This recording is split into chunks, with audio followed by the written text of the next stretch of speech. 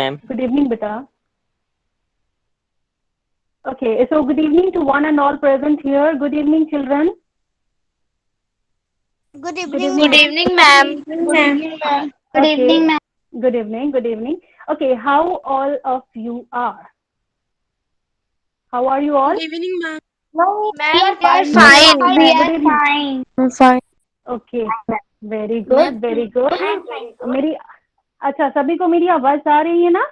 You all can Yes, hear Yes, me, ma'am. ma'am. right? Yes, ma'am. Yes, Yes, ma'am. ma'am. We Yes, can ma'am. hear you. Okay, Yes, okay, ma'am. beta. Okay, fine. So now I'm going to ask you a question. Okay?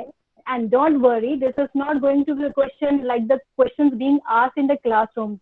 This is going to be a very, very easy question. And the question is, what is the purpose of life? देखो आपने बहुत सारे great leaders के बारे में पढ़ा होगा, ठीक है? तो मुझे ये बताना है, any thought you can share here related to the purpose of life. Do you know what is the purpose of life? अगर आपने कहीं पे पढ़ा है तो you can share it here. Any one of you? Yes? Repeat the question. Let me think. But the question was, what is the purpose of life? Okay, कोई बात नहीं, मैं ही आपको बता देती हूँ. These are not, whatever I'm going to tell you, this is not my thought. This is the thought of a great spiritual leader, Dalai Lama. He has said, the purpose of life is to become happy. और मुझे पता है अब question मुझसे पूछे जाने वाला है. आप मुझसे ये पूछने वाले हो कि ma'am, how to become happy when we are stuck at home, we are not able to come out of home. हमें नहीं पता है स्कूल कब खुलने वाले हैं, कब वो मौज मस्ती दोबारा से शुरू होने वाली है, तो हम हैप्पी कैसे हो सकते हैं? So dear students, I know that the life is full of uncertainties this time just because of COVID-19. But don't you think life would cease to be life if it would be without uncertainties? अगर life में uncertainties नहीं होती, हमें पता होता कि life में आगे क्या होने वाला है, तो लाइफ में क्या वो फ्लेवर रह जाता? नहीं रह जाता. तो this is beauty of life. No, हमें ma'am. नहीं पता नेक्स्ट, है ना? No, ma'am. हमें नहीं पता नेक्स्ट मोमेंट में क्या होने वाला है. ठीक है, तो नेचुरली अब जब कोई प्रॉब्लम आती है तो हम डिप्रेस फील करते हैं, डिस्ट्रेस फील करते हैं. So how to come overcome that situation और how to come out of that situation? There is one word for that. Do you know what is that word? Any guesses? Okay, मैं बताती हूँ. Good evening ma'am. Good evening बेटा. Hope, उम्मीद. उस word का नाम है उम्मीद. जानते हो इंसान के बारे में क्या कहा गया है? इंसान के बारे में कहा गया है, एक जिद्दी परिंदा है इंसान. एक जिद्दी परिंदा है इंसान, जो घायल भी उम्मीदों से है और जिद्दा भी उम्मीदों पर है. तो मतलब हमें उम्मीद कभी भी नहीं खोनी चाहिए. We should not lose hope ever. Well, I know that you are impatiently waiting for the radio program, so you want to listen to that. As about this program, beta, actually, I'm not going to reveal much about this program because I don't want to mar the beauty of this program. But yeah, I would like to tell you that some beautiful performances have been given by some of the talented students of our school. ठीक है, तो अब आप जो है radio programme सुनने वाले हैं. Listen to this program, enjoy this program, and stay tuned. Thank you children.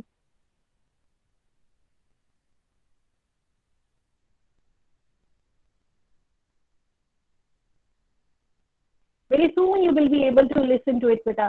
Just a minute, na? Okay. Okay, ma'am. Wait. Just a minute, na? There is a problem with the network. That's why I'm not able to, play it. It is going to play it. Enjoy it.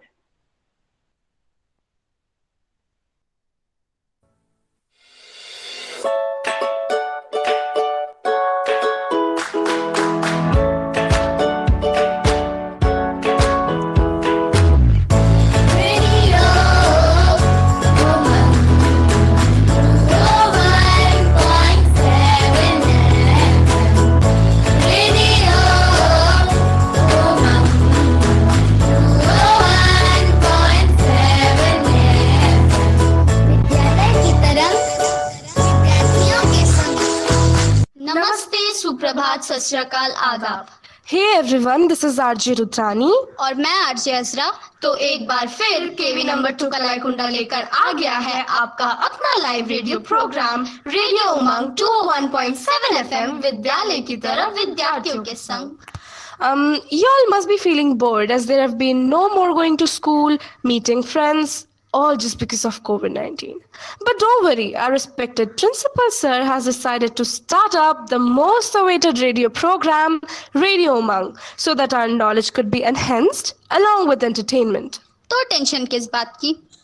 हमारा आज का radio programme का theme है one महोत्सव और इसके अलावा हम जगन्नाथपुरी की यात्रा के बारे में भी कुछ रोचक जानकारी हासिल करेंगे और तो और हम आप सबके पसंदीदा गाने भी चलाएंगे। So here is Ankit Sonari of class 10th A with events in current news. So stay tuned with us. Hello, Namaskar and Namaste. Welcome to the Vidyalaya News. I'm your host cum dost, Ankit Sonari. Now it's time that we dive in some of the headlines from across the world and our own country. COVID cases below 30,000 after 25 days and death below 400. Vaccination rate up, 10 crore doses given in just 24 days. Vaccine for all, free vaccine campaign in 24 days, coverage touch over 30 to 40 crore people. 20 Indian athletes and 6 officials took part in the opening ceremony of Tokyo Olympics. Mirabai Chanu wins silver medal in weightlifting for India. Kenya reverses decision to withdraw from Olympics. Richarlison hit hat-trick as Brazil defeat Germany.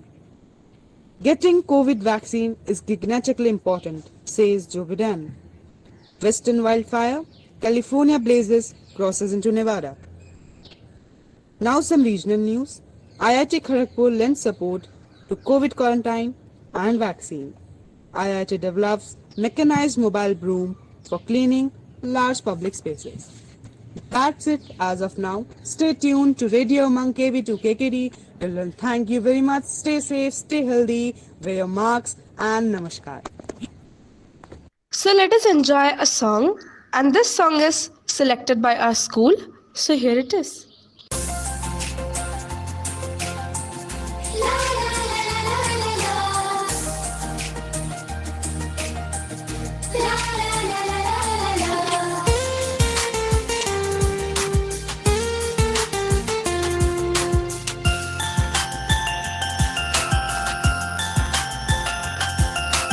बहुत हो चुका अब नहीं सहना, अब हमको नहीं घर पर रहना।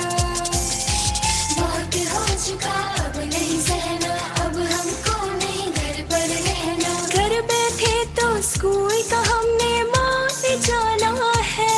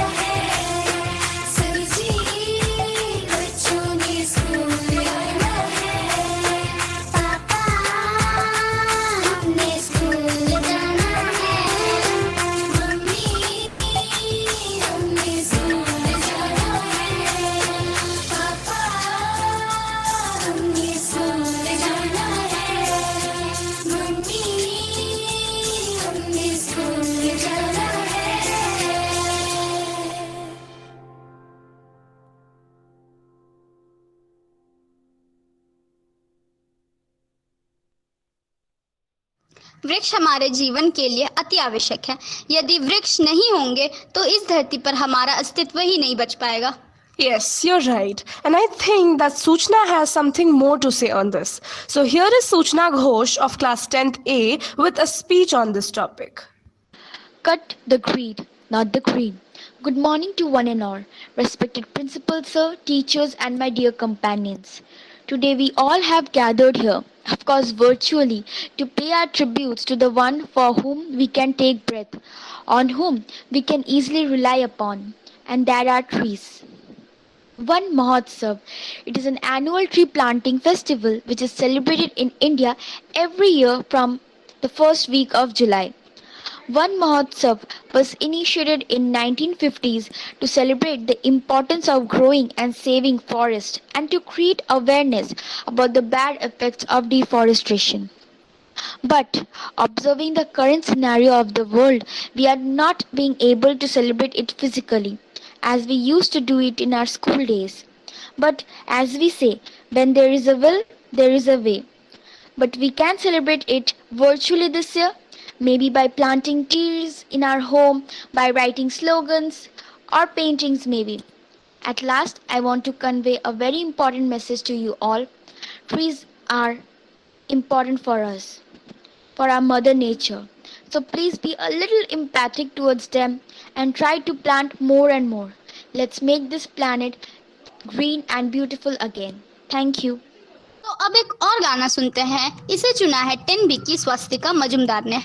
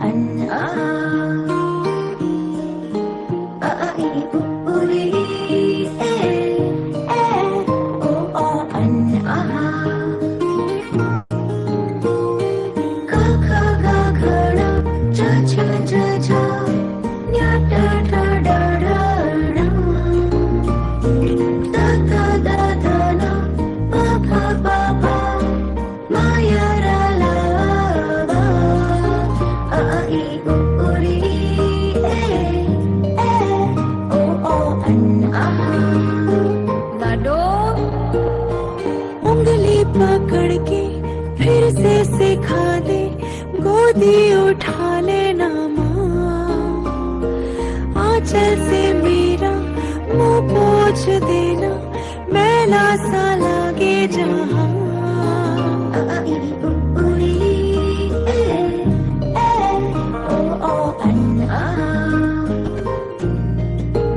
आंखें दिखाए मुझे जब जिंदगी, याद मुझे आती है तेरे गुस्से की। डांटा भी तो तूने मुझे फूलों की तरह, क्यों नहीं माँ सारी दुनिया तेरी तरह।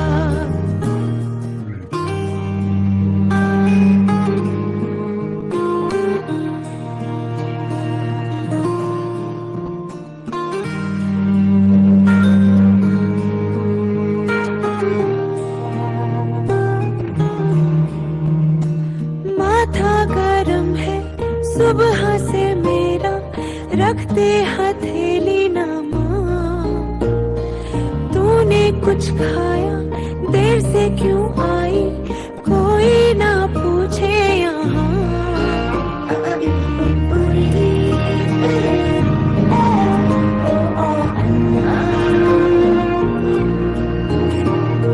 हीरा कहा कभी नगीना कहा, मुझे क्यों ऐसे पाला था माँ। तेरी नजर से मुझे देखे ना जहाँ, दुनिया को तो डांटेगी ना माँ। तेरी नजर से मुझे देखे ना जहाँ, दुनिया को तो डांटेगी ना माँ। मुझको शिकायत करनी है सबकी, मुझको सताते हैं माँ। अब तू छुपा ले, पास बुला ले, मन है अकेला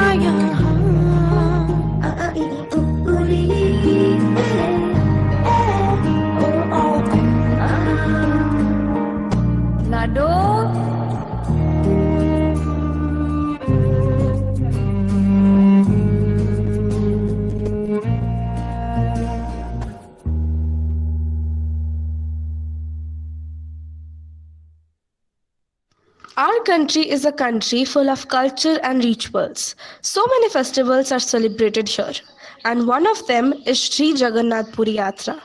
There are so many interesting facts related to it. So now Janvi Bhatt of class 12 is gonna speak some interesting facts about this. Also, we have our special guest Sri Bhagwan Sahu sir with whom she's gonna discuss this topic. Hello everyone, this is Janvi और आज मैं आपके सामने एक भव्य और रहस्यमय मंदिर के बारे में बात करना चाहती हूँ जो कि ओडिशा में है। मेरे ख्याल से उस मंदिर के बारे में सब जानते होंगे और बहुत से लोगों ने वहाँ के दर्शन भी किए होंगे। शायद आप सब समझ ही गए होंगे कि मैं पुरी में स्थित श्री जगन्नाथ मंदिर की ही बात कर रही हूँ। इस मंदिर में कई रहस्यमय चीज़ें हैं जिनके बारे में शायद सबको नहीं पता होगा।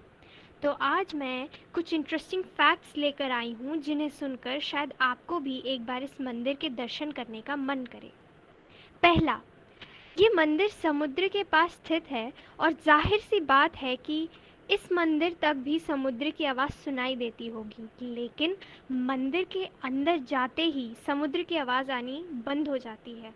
दूसरा, इस मंदिर का ध्वज हर दिन बदला जाता है और माना जाता है कि जिस दिन ये ध्वज नहीं बदला गया तो मंदिर उस दिन से 18 सालों के लिए बंद हो जाएगा। तीसरा, इस मंदिर के गुंबद की परछाई चाहे दिन के किसी भी समय देखी जाए नहीं दिखती है और ये चीज़ बड़े से बड़े वैज्ञानिकों को भी चकित कर देती है। चौथा, आप सभी ने देखा होगा कि ज़्यादातर ऊंची इमारतों में और मंदिरों के ऊपर पंछी उड़ते दिखाई देते हैं, लेकिन इस मंदिर के आसपास कोई पंछी नहीं उड़ता और इसी वजह से वहाँ पर किसी भी विमान का उड़ना मना है। पांचवा, इस मंदिर में प्रसाद भी एक रहस्य है। यहाँ पर प्रसाद 7 मटकों में बनाया जाता है जो एक के ऊपर एक कर कर के रखे जाते हैं और इधर पे एक अलग बात ये है कि जो मटका सबसे ऊपर रखा जाता है और आग से दूर रखा जाता है वो सबसे पहले बनता है और जो आग के चूल्हे की आग के सबसे पास वाला मटका होता है वो सबसे आखिरी में पकता है। और आखिरी में सबसे अलग चीज़ जो इस मंदिर को इतना खास बनाती है वो है ये मान्यता कि इस मंदिर में श्री जगन्नाथ जी का हृदय वास करता है और हर 12 साल में एक बार उनका हृदय मंदिर के बड़े पुजारी द्वारा एक मूर्ति से दूसरी मूर्ति में स्थापित किया जाता है।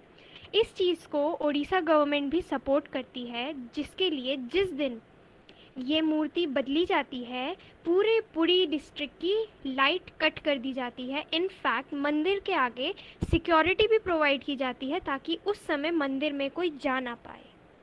ये सब चीज़ें सुनकर बहुत से लोग जिन्हें इस बारे में नहीं पता था अचंभित रह गए होंगे, मैं भी थी। बहुत से लोगों के मन में सवाल होंगे कि इस मंदिर को किसने बनवाया, कैसे बनवाया और शायद बहुत अलग अलग से सवाल। तो इन सब सवालों का जवाब वहाँ के नेटिव लोग से अच्छा और कोई नहीं दे सकता। इसलिए आज हमारे साथ इस प्रोग्राम में हमारे स्कूल के one of the senior teacher mister भगवान साहू सर जुड़ रहे हैं जो इस मंदिर की स्थापना कैसे हुई, किसने की और बाकी सवालों का आपको जवाब देंगे। Sir please. Thank you Janvi, मुझे इनवाइट करके इस शो में, और मैं बहुत खुश हूँ कि मेरे इष्ट प्रभु लॉर्ड जगन्नाथ के बारे में मुझे बोलने के लिए मौका दिए हो, इसके लिए बहुत बहुत धन्यवाद। जहाँ तक बेटा लॉर्ड जगन्नाथ का बात आता है, यहाँ पूरे उड़ीसा में अर्थात पूरे भारत और ब्रह्मांड में एक अलग फीलिंग्स आ जाता है हम सबका मन में। पर्टिकुलरली उड़ीसा में जो लोग रहते हैं उनके लिए तो लॉर्ड जगन्नाथ ही सब कुछ है, वही है विष्णु है, वही है लॉर्ड शिव है। लेकिन ये Lord Jagannath cult, Lord Jagannath का पूजा करना, लॉर्ड जगन्नाथ का ये अवतार लेना, जैसे अगर जगन्नाथ जी का और बलभद्र और सुभद्रा जी का जो इनका इमेज को देखें, आइडियल को देखें, थोड़ा और लगता है। भगवान का लॉर्ड जगन्नाथ, बलभद्र एंड सुभद्रा, वास्तव में ये लोग है कौन, किसका अवतार है, ये चीज़ हम पहले जानते हैं। देन इन लोग का स्थापना पूरी जगन्नाथ टेम्पल पे कैसे हुआ उस चीज़ को जानेंगे। देखिए, लॉर्ड जगन्नाथ जो है लॉर्ड विष्णु का एक अवतार है। जैसे ये 10 अवतार होते हैं, उनमें से एक अवतार जगन्नाथ अवतार है। और सुभद्रा जो है लॉर्ड जगन्नाथ, बलभद्र जो है मतलब कृष्ण भगवान का बड़े भाई जो बलराम जिसको बोलते हैं, और सुभद्रा जो है ये दोनों का जो सिस्टर है। ये तीनों भाई बहनें बोल सकते हैं, जगन्नाथ, बलभद्र एंड सुभद्रा। और ये लोग का ये जो नया रूप, नया कलेवर जिसको बोले, नव कलेवर बोलते हैं उड़िया में, इनका ये रूप कैसे हुआ, इनका ये आकार कैसे हुआ, इस चीज़ को अगर हम समझने के लिए चाहेंगे तो हमें गंगा डायनेस्टी का राजवंश का इतिहास के बारे में हमें जानना पड़ेगा। चोड़गंगा देव गंगा डायनेस्टी का एक बहुत अच्छे राजा थे और बड़ी विष्णु भक्त थे। सिर्फ वो अकेला नहीं, उनका सपरिवार, उनका जो रानी थी वो भी विष्णु भक्त थी। और भगवान अपना भक्त का विश्वास कभी नहीं तोड़ते हैं। ये लोग बहुत बड़े भक्त थे विष्णु जी का, इसीलिए लड़ भगवान को पूजा किए और ये पूछे, निमंत्रण दिए, भगवान आपको हम स्वयं पूजा करना चाहते हैं, आपका स्वरूप दर्शन करना चाहते हैं, आप हमें दर्शन दीजिए।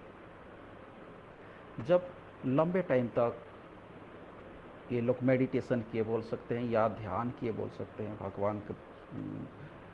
भगवान को अपना बात बताए, तो भगवान अपना भक्त का बात रखने के लिए इनको बताए, जो ड्रीम में बताए, स्वप्न में बताए, रानी को, चोड़गंगा देव का मिसेस को, जो महारानी थी, उनको बताए कि हाँ नहीं, हम उत्तर दिशा में एक जगह पर हम पूजित हैं, वहाँ हमें हमारा और एक भक्त हमें पूजा करते हैं, आप मेरे को ढूंढिए, अगर ढूंढने में सक्षम होंगे तो फिर मैं आपको दर्शन दूंगा, आप साक्षात रूप से मेरे को पूजा कर सकते हैं। जब ये बात बताया गया चोड़गंगा देव जी का क्वीन को, तो क्वीन राजा को बताई। राजा चारों दिशा में, उत्तर, दक्षिण, पूर्व, पश्चिम, चारों दिशा अपना मंत्रिमंडल का जो अलग अलग मंत्रियों को सबको भेज दिए, जाओ भाई ढूंढो, और कुछ हिंट्स दिए थे, उसी के आधार पर चारों दिशा में गए। और जो उत्तर दिशा में जो गए थे, जो एक ब्राह्मण प्रीस्ट गए थे, उनका नाम है विद्यापति, वो गए और जाकर एक ट्राइबल किंगडम में पहुँचे, जिस ट्राइबल किंगडम का राजा थे विश्ववासु। और वहाँ विश्ववासु का एक बेटी थी ललिता। घटना का मतलब कोइंसिडेंटली ललिता के साथ विद्यापति का मैरिज हुआ। और जब विद्यापति वहाँ रहना शुरू किए अपने ससुराल में, तब उनको पता चला कि विश्ववासु डेली रात का 12 बजे कहीं घर से निकलते हैं।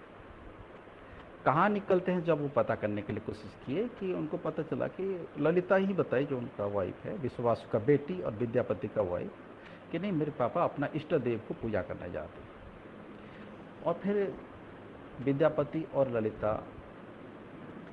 ललिता दोनों बात की। विद्यापति ललिता को मनाए कि मैं भी तो इसी घर का दामाद हूँ और आगे आने वाले वक्त में राजा बनूंगा, ये मेरा भी अधिकार है कि मैं हमारा वंश का जो इष्ट देव है उनको दर्शन करूं, उनको। और आखिर में ललिता अपने पापा को किसी तरह से, मतलब विश्ववासु राजा को किसी तरह से मनाई। और मनाने के बाद विद्यापति का आँख में कवर करके, मतलब उसका आँख को बांध दिया गया ताकि कुछ देख न पाए। ऐसा करने के पीछे कारण ये था कि विश्ववासु को भगवान लॉर्ड विष्णु ये बताए थे, विश्ववासु को ये बताए थे कि अगर ये बात जो आप मेरे को पूजा कर रहे हैं साक्षात रूप से, अगर किसी दूसरे व्यक्ति को बताओगे, तब फिर मैं इस साक्षात रूप से जो पूजा कर रहे हो, इससे मैं उस जगह से शून्य हो जाऊंगा, लेकिन आप मेरा भक्त बने रहेंगे। तब तक मैं आपके पास हूँ, जब तक ये बात आप किसी को ना बताएं। लेकिन बेटी का बातों में, बेटी का जीत में विश्ववासु मोहित हो गए और अपने दामाद को अपने साथ आँख में पट्टी बांधकर ले गए। और आखिरी में जाकर वो जहाँ भगवान जी हैं, वहाँ नीलमाधव के नाम पर पूजा किया जा रहा था। जब नीलमाधव, जो विष्णु का एक अवतार बोल सकते हो, उनका एक रूप बोल सकते हो, वहाँ जब पहुँचे, जो पूरे डेंस फॉरेस्ट के अंदर में था, तब विद्यापति का आँख को खोल दिए विश्ववासु। अर्थात भगवान जो वादा किए थे, जो बात बताए थे, जो आदेश दिए थे, किसी दूसरे व्यक्ति को नहीं बताना, ये विश्ववासु जी नहीं रख पाए और विद्यापति को दिखा दी। और दूसरा, विद्यापति क्यों गए थे नॉर्थ डायरेक्शन में? चोड़गंगा देव का आदेश के तहत भगवान को ढूंढने गए थे, विष्णु को ढूंढने गए थे। जैसे विद्यापति देखे कि नहीं, नीलमाधव जो कृष्ण भगवान का एक रूप है, विष्णु का एक रूप है, जब देखे तब समझ गए विद्यापति कि नहीं, यही ही भगवान है जिनको ढूंढने के लिए मेरे प्रभु चोड़गंगा देव, मेरे राजा चोड़गंगा देव मुझे भेजे थे। विद्यापति का मनसा, उनका उद्देश्य क्या था? भगवान को ढूंढ कर लेना। दूसरे दिन विद्यापति फिर उसी जगह को, नीलमाधव जहाँ है वहाँ पहुँच गए। वहीं से भगवान को उठाकर, उनका इमेज को उनको वहीं से लेकर आने के लिए कोशिश की, लेकिन विद्यापति भगवान को उठा नहीं पाए। और उस टाइम में शून्य से, आसमान से एक आवाज़ आया कि हे विद्यापति, आप मेरे को ऐसे नहीं ले सकते, आप अपने जाकर राजा को संवाद दीजिए कि राजा का जो ढूंढने वाला काम वो कंप्लीट हुआ है, सर्च करने वाला काम कंप्लीट, मैं उनका कोशिश से मुक्त हूँ और मैं दया नदी का किनारे में एक मतलब दारू का रूप में, दया नदी का किनारे में एक दारू का रूप में मैं वहाँ प्रकट रहूँगा। उसी दारू से मेरा प्रतिमा बनाया जाएगा, मेरा इमेज बनाया जाएगा। तो विद्यापति वहीं से ही चले आए अपने राजा के पास, चोड़गंगा देव के पास, उनको बताए और गए, देखे कि वहाँ नदी का किनारे में एक बड़ा सा लकड़ी तैरते हुए आ रहा है, जो नीम का लकड़ी था। उसी लकड़ी को सजाकर, उसी लकड़ी को राजमहल को लाया गया। लेकिन वो लकड़ी कौन है? वो भगवान का तो उनका इशारे में सारे काम हो रहा है।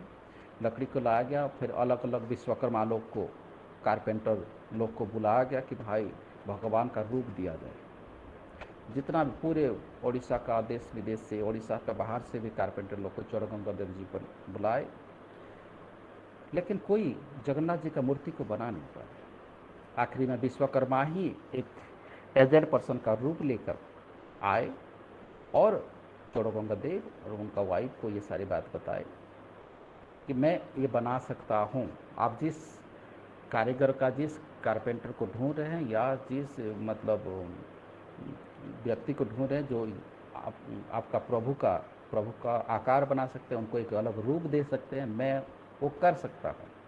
शुरुआती पीरियड में चोड़गंगा देव जी और उनका महारानी तो डाउट कि भाई एजेड पर्सन कैसे बना सकते, पूरे देश का लोगों को, देश का कारपेंटर लोग को हम ढूंढ लिए हैं, लेकिन कोई तो नहीं बना पाए। आखिरी में उनके पास कोई दूसरा ऑप्शन भी नहीं था और उसी कारपेंटर को, जो एजेड रूप में विश्वकर्मा का एक रूप था, वो अवतार लेकर आए थे, उनको मंदिर के अंदर छोड़ दिया गया। लेकिन विश्वकर्मा जी का जो कारपेंटर बनकर आए, उनका एक शर्त था कि मेरे को अंदर भर दीजिए मंदिर के अंदर में, मैं ही इसका रूप दूंगा, लेकिन मेरा एक शर्त है कि कोई, जब तक मैं भगवान को पूरी तरह से ना बना लूं, आप लोग कोई भी दरवाज़ा नहीं खोलेंगे। दरवाज़ा खोलेंगे तो फिर मैं उसी दिन से और काम नहीं करूँगा। ये शर्त में राजा मान गए। विश्वकर्मा जी अंदर चले गए, भगवान को रूप देने लगे। महीना, 1 महीना, 2 महीना, 4 महीना, 6 महीना पार हो गया। जब अंदर से आवाज़ नहीं आया तब राजा को डाउट लगा कि कहीं कारपेंटर साहब का डेथ ना हो गया, और डाउट में, संदेह में वो लोग खोल दिए मंदिर को। जैसे खोल दिए तो भगवान का उस रूप उतना तक ही बन पाया था जो रूप में आज हम लोग दर्शन करते हैं।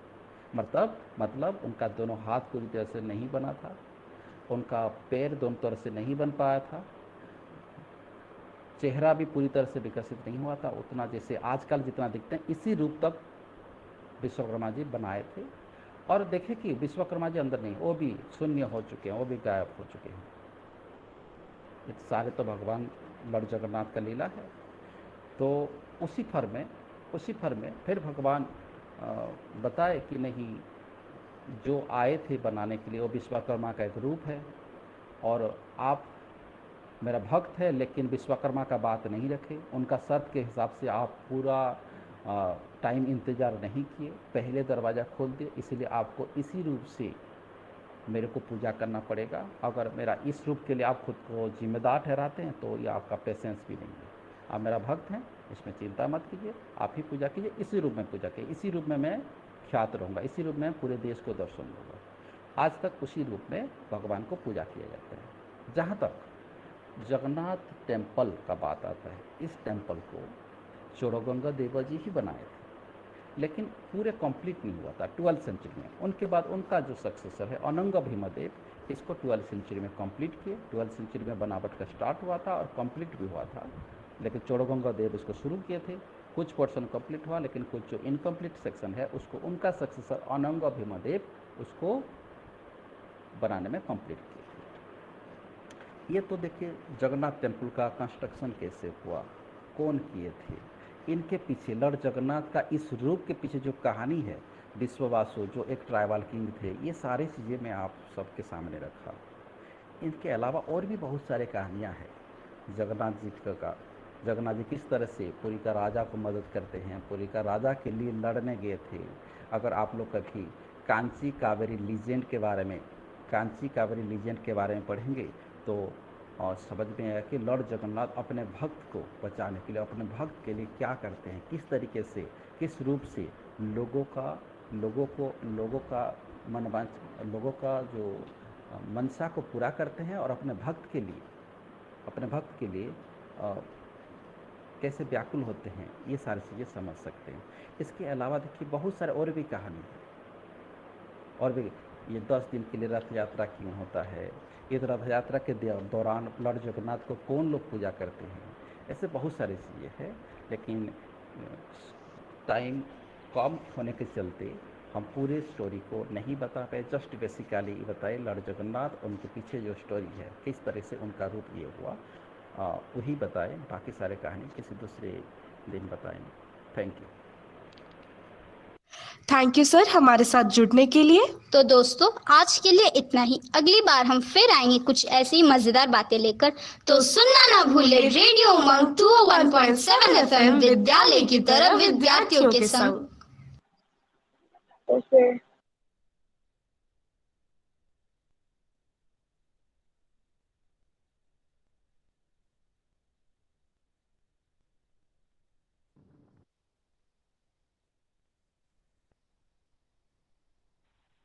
Manoj sir, Manoj sir, it's your turn sir. Good evening everyone.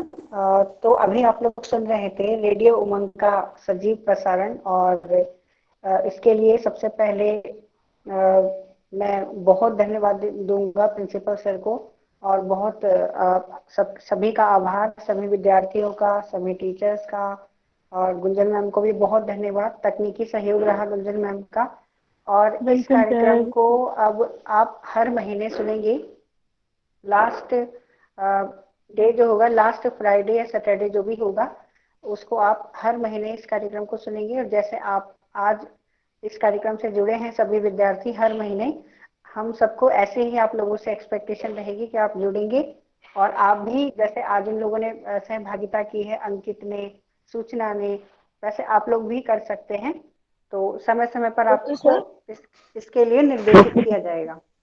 ठीक है, आप लोगों की भी आवाज यहाँ पर सुनाई देगी, और आप लोग भी अपनी पसंद के गाने सुन सकते हैं।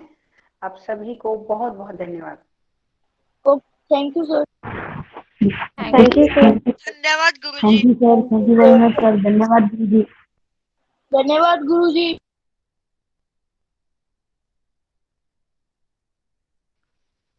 गुंजन मैम, आप कुछ कहेंगे? बस मैंने अभी मतलब recording I have to stop now.